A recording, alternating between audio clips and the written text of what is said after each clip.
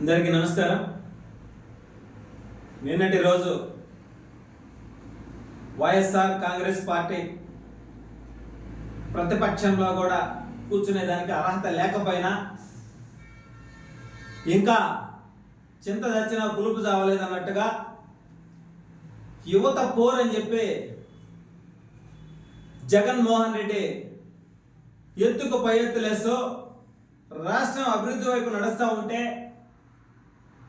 ఆ అభివృద్ధిని ఓర్వలేక అనేక రకాలుగా ఆయన కొవ్వొత్తులను రెచ్చగొడతా రాష్ట్రంలో అల్లర్లు సృష్టించే విధంగా కొన్ని కార్యక్రమాలని చేస్తా ఉన్నాడు. ఆ వైఎస్ఆర్ కాంగ్రెస్ పార్టీకి, ఆ పార్టీలో అవినీతి అక్రమాలు చేసి దోచుకున్నటువంటి నాయకులకి, వైఎస్ జగన్మోహన్ రెడ్డికి సూటిగా ఒకటే చెప్తున్నాం. నిన్నటి రోజు ఏదైతే యువత అని చెప్పి కలెక్టరేట్లో కార్యక్రమాల్లో పాల్గొన్న వాళ్ళందరికీ కూడా సూటిగా అడుగుతున్నా, 5 ఏళ్ల పాటు రాష్ట్రంలో గంజాయి వనాలను పెంచింది ఎవరు? గంజాయికి యువతను బానిసలు చేసింది ఎవరు?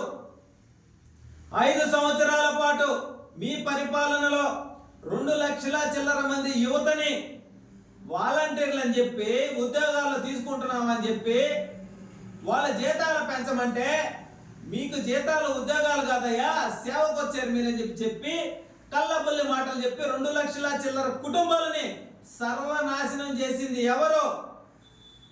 వైఎస్ జగన్మోహన్ రెడ్డి కాదా? ఆయన పరిపాలన కాదా? రాష్ట్రంలో మహిళలపైన అత్యాచారాలు జరిగింది, దోపిడీలు చేసింది, రౌడీయిజాన్ని,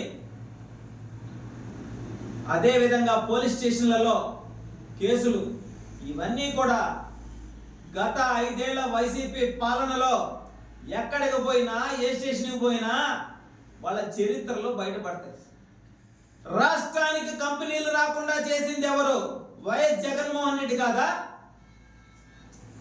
కనీసం యువతకి జాబ్ క్యాలెండర్ విడుదల చేస్తామని చెప్పి దాని మీద ఎన్నోసార్లు మా అధినేత పవన్ కళ్యాణ్ గారు గలం వినిపించినా దాని గురించి పట్టించుకోకుండా పుచ్చిపోయిన బటన్ ఒకటి నొక్కుంటా